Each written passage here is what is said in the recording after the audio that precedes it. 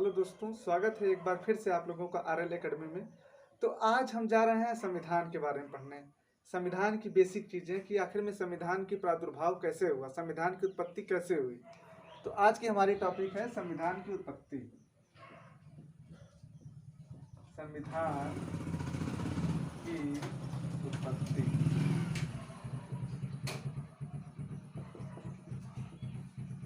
संविधान की उत्पत्ति में सबसे पहले हम ये जानते हैं कि जब कैबिनेट मिशन की मीटिंग हुई तो कैबिनेट मिशन की अनुशंसा पर संविधान सभा के सदस्यों का चुनाव किया गया कि भाई अगर संविधान बनेगा तो उसमें लोग भी तो रहेंगे। जैसे भारत की संसद इस समय बैठती है तो उसमें कुल 545 लोग रहते हैं, तो उसमें संविधान बनाने के लिए संविधान सभा में कुल कितने लोग रहेंगे। तो उसमें चुनाव हुआ कि संविधान सभा में टोटल 389 लोग रहेंगे। कैबिनेट मिशन की अनुशंसा पर संविधान सभा के सदस्यों का चुनाव किया गया। उसमें बताया गया कि संविधान सभा में टोटल 389 लोग रहेंगे, जिसमें से 296 लोग ब्रिटिश भारतीयों के लिए रहेंगे और 296 लोग ब्रिटिश भारतीयों के लिए रहेंगे और 93 लोग देसी रियासतों के लिए रहेंगे। 296 लोग ब्रिटिश भारतीयों के लिए रहेंगे और 93 लोग देसी रियासतों के लिए रहेंगे। ये अब आप पूछेंगे कि ब्रिटिश भारतीय कौन है। ब्रिटिश भारतीय का मतलब उस समय भारत देश स्वतंत्र नहीं हुआ था, तो जितना ब्रिटिश का कब्जा पूरे भारत पर था उसके बारे में। ये जो देसी रियासतें थी ये भारत से अपने आप को स्वतंत्र मान के चलते थे, तो उनको भी, उनके ऊपर भी ब्रिटिश की हुकूमत थी, तो उनको भी इस भारत के संविधान बनाने में समायोजित किया गया। तो हुआ ये कि ये जो 296 ब्रिटिश भारतीय थे, ब्रिटिश भारतीय, इनके इन सीटों पर चुनाव हुआ। जब 296 सीटों पर चुनाव हुआ तो उस समय भारत की सबसे बड़ी पार्टी थी कांग्रेस। कांग्रेस ने 208 सीटों पर बाजी मारी। फिर उसके बाद दूसरी सबसे पार्टी थी मुस्लिम लीग।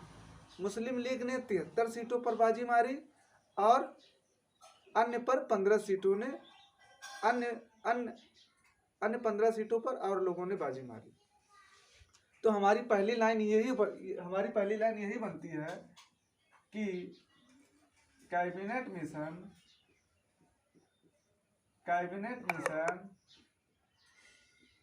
की अनुशंसा पर कैबिनेट मिशन की अनुशंसा पर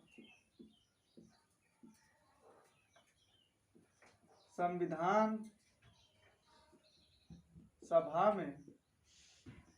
सभा के लिए कुल 389 सीटों का चुनाव किया गया। 389 सीटों का चुनाव किया गया जिसमें 296 सीटें ब्रिटिश भारतीयों के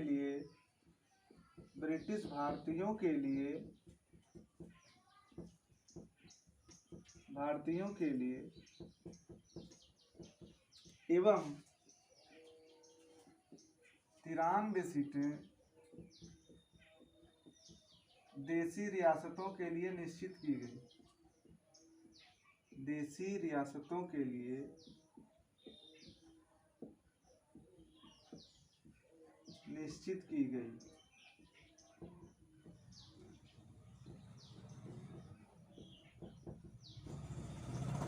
फिर क्या हुआ? 296 सीटों पर चुनाव हुआ।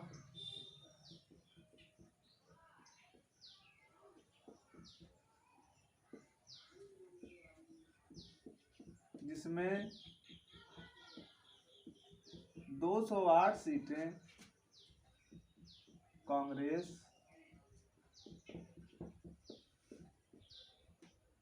73 सीटें मुस्लिम लीग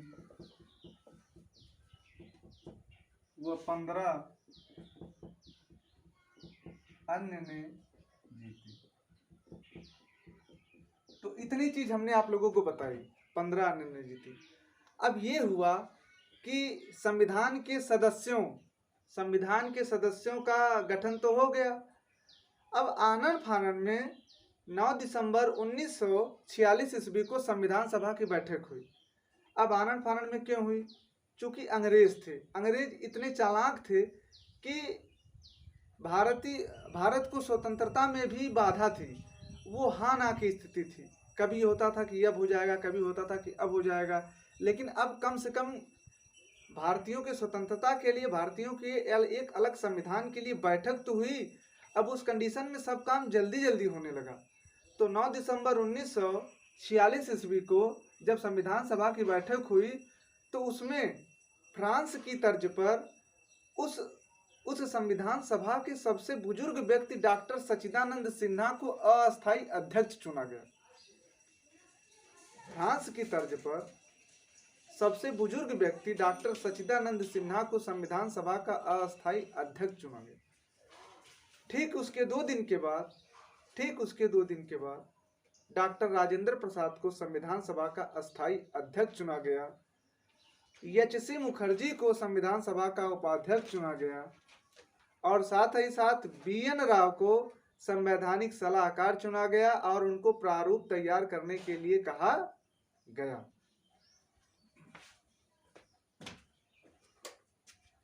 तो इस चीज को हम लोग लिख लेते हैं दोस्तों कि 9 दिसंबर 1946 ईस्वी को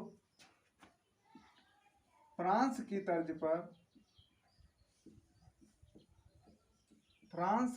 पर सभा के सबसे बुजुर्ग व्यक्ति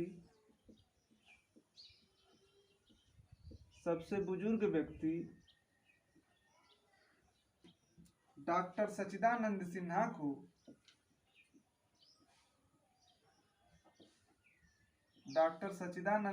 को संविधान सभा का अस्थायी अध्यक्ष चुना गया।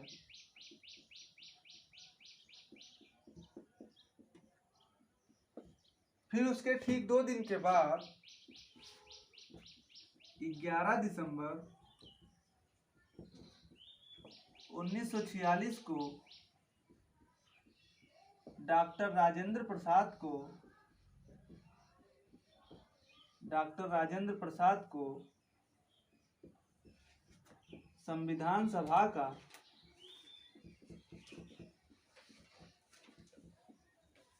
अस्थायी सदस्य चुना गया। अस्थायी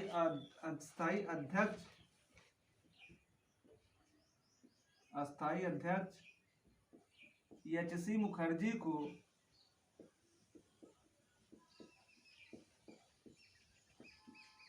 उपाध्यक्ष बी.एन. राव को संवैधानिक सलाहकार चुना गया। बी.एन. राव को संवैधानिक सलाहकार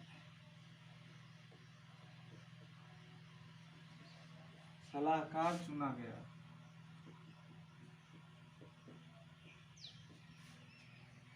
तो इन चीजों को एक बार फिर से दोहरा दिया जाता है कि कैबिनेट मिशन की अनुशंसा पर संविधान सभा के लिए कुल 389 सीटों का गठन हुआ, जिसमें 296 सीटें ब्रिटिश भारतीयों के लिए एवं 296 सीटों पर चुनाव हुआ, जिसमें 208 सीटें कांग्रेस और 73 सीटें मुस्लिम लीग तथा 15 अन्यों ने जीती।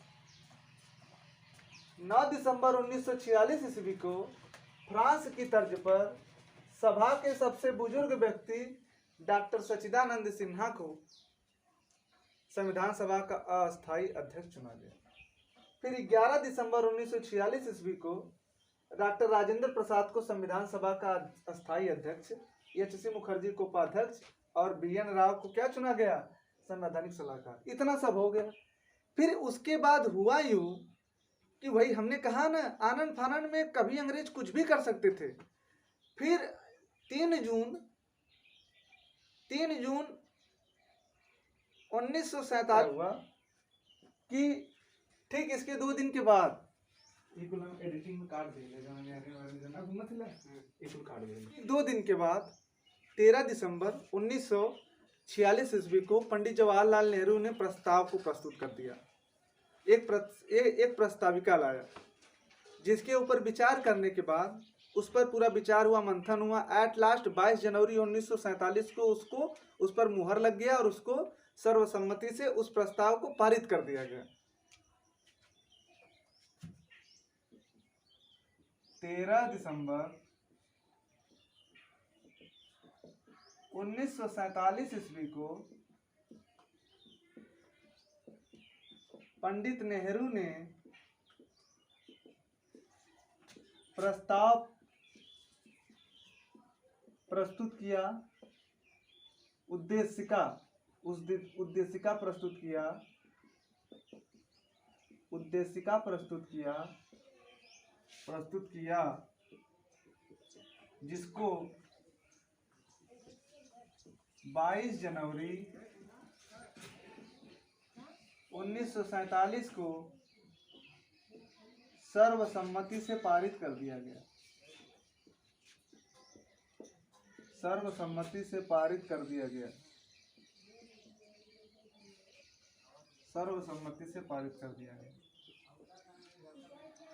भाई फिर बीच में खलल बढ़ गई।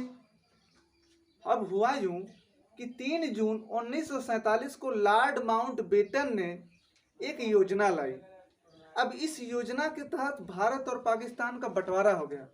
हमने पहले ही कहा कि अंग्रेजों की मंशा भारत देश को इतने जल्दी छोड़ना नहीं था। अब वो किस हिसाब से राजी हो गए, ये तो हमारे महापुरुषों का बलिदान है, इतना हर चीज है, उसके बावजूद ये हाल थी। लॉर्ड माउंटबेटन योजना को मन बाटन योजना भी बोल सकते हैं, कि उसने बांट दिया, भारत और पाकिस्तान को बांट दिया। जब भारत और पाकिस्तान को बांट दिया, फिर उस कंडीशन में जो 389 सीटें थी उसमें से कुछ सीटें पाकिस्तान को चली गई, बाकी जो बची 299 सीटें, अब उन 299 सीटों में से 229 सीटें ब्रिटिश भारतीयों के नाम चली गई और साथ ही 70 सीटें देसी रियासतों को हो गई।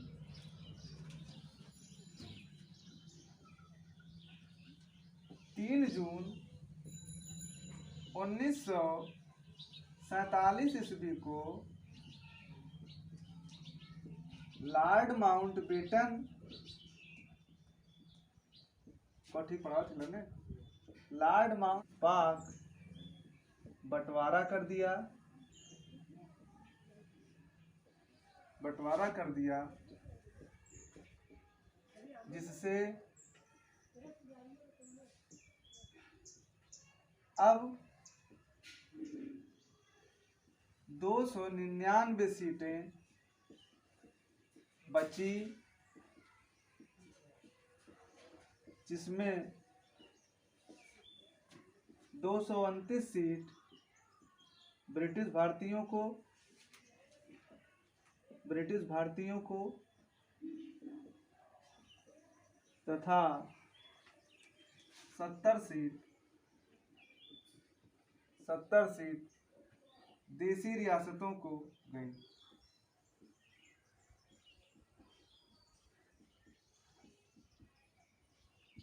भाई जब भारत पाकिस्तान बंटवारा हो गया तो अपना पाकिस्तान का संविधान अलग बनने लगा, भारत देश का संविधान अलग बनने लगा। अब भारत देश में टोटल 299 सीटें बची। अब इन 299 सीटों में 229 ब्रिटिश भारतीयों की थी और फिर 70 देसी रियासतों की थी। अब हमारा संविधान बनना तैयार हो गया। जब हमारा संविधान बनता था तो हमारा संविधान सभा 2 रूपों में कार्य करती थी। एक तो संविधान बनाने का कार्य करती थी, दूसरा शासन चलाने का कार्य करती थी। तो जो संविधान बनाने का कार्य करती थी उसको हम लोग कहते थे संविधान निर्मात्री सभा, और जो शासन का कार्य करती थी उसको हम लोग बोलते थे विधायिका। जो संविधान निर्मात्री सभा थी उसके अध्यक्ष डॉक्टर राजेंद्र प्रसाद थे। और संविधान सभा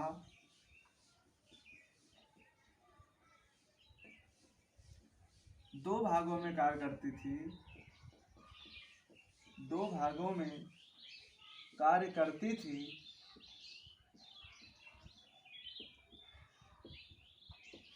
पहली संविधान निर्मात्री सभा, संविधान निर्मात्री सभा, दूसरी विधायिका, विधायिका के रूप में।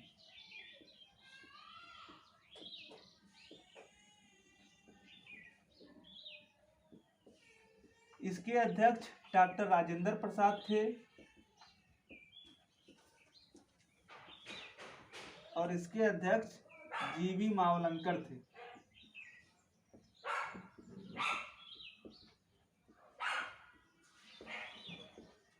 तो ये है कि भाई 13 दिसंबर को पीएन नेहरू ने उद्देश्य प्रस्ताव लाया और 22 जनवरी 1947 को उस पर मोहर भी लग गया। इसी बीच में हरामी लॉर्ड माउंटबेटन आ गया जिसने भारत पाकिस्तान का बंटवारा कर दिया 3 जून 1947 को। अब उसके बाद 389 में से बाकी सीटें पाकिस्तान को चली गई, 299 सीटें बची और इन 299 सीटों में से 229 सीटें ब्रिटिश भारतीयों को चली गई, ब्रिटिश भारतीयों के लिए निश्चित की गई और 70 सीटें देशी रियासतों को। फिर हमारा संविधान सभा ने कार्य करना स्टार्ट किया और ये दो भागों में कार्य करती थी। पहली संविधान निर्मात्री सभा के रूप में जिसके अध्यक्ष डॉक्टर राजेंद्र प्रसाद थे और दूसरा जो हमारा था विधायिका के रूप में जिसके अध्यक्ष जीवी मावलंकर थे। लास्ट हमारा 26 नवंबर 1949 ईस्वी को संविधान बन के तैयार हो गया। 26 नवंबर 1949 ईस्वी को संविधान बन के तैयार हो गया। जो हमारा मूल संविधान था उसमें 395 अनुच्छेद और 8 अनुसूचियां थीं। जो हमारा मूल संविधान था उसमें 305 अनुच्छेद और 395 अनुच्छेद और 8 अनुसूचियां थीं। और जो हमारे संविधान की मूल प्रति थी उस पे जितने संविधान के सदस्य थे 299, उसमें से 284 सदस्यों ने उस मूल संविधान पत्र पर क्या किया, हस्ताक्षर किया। और उसी दिन कुछ अनुच्छेदों को छोड़कर संविधान को पूरे भारत देश में लागू कर दिया गया। फिर से इसको सुनेंगे। 26 नवंबर 1949 ईस्वी को 395 अनुच्छेद और 8 अनुसूचियों सहित हमारा संविधान बन के तैयार हुआ। मूल संविधान की प्रति पर कुल 299 में से 284 सदस्यों ने हस्ताक्षर किया। उसी दिन कुछ अनुसूचियों को छोड़ और इसी दिन, इसीलिए इस दिन को संविधान दिवस के रूप में मनाया जाता है दोस्तों। इस दिन को संविधान दिवस के रूप में या विधि दिवस के रूप में मनाया जाता है। 26 नवंबर 1949 ईस्वी को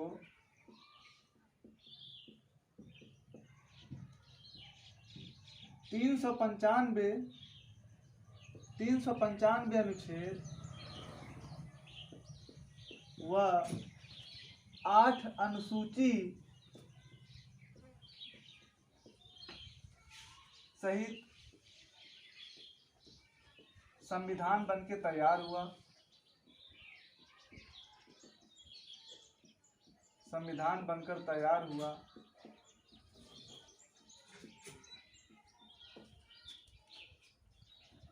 कुछ अनुच्छेदों को छोड़कर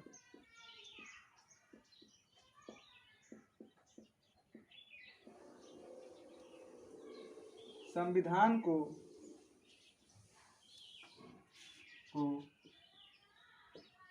उसी दिन लागू कर दिया गया। उसी दिन लागू कर दिया गया। अब ये लाइन बहुत ही इंपॉर्टेंट है दोस्तों। 26 नवंबर को, इसीलिए 26 नवंबर को संविधान दिवस या विधि दिवस के रूप में मनाते हैं। विधि दिवस के रूप में मनाते हैं।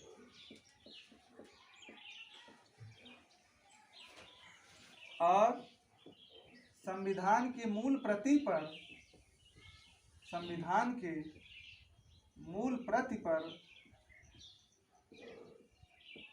299 में से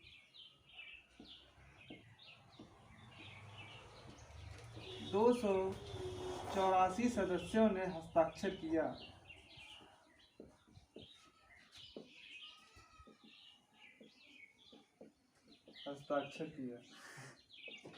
अब इसके बारे में कुछ हम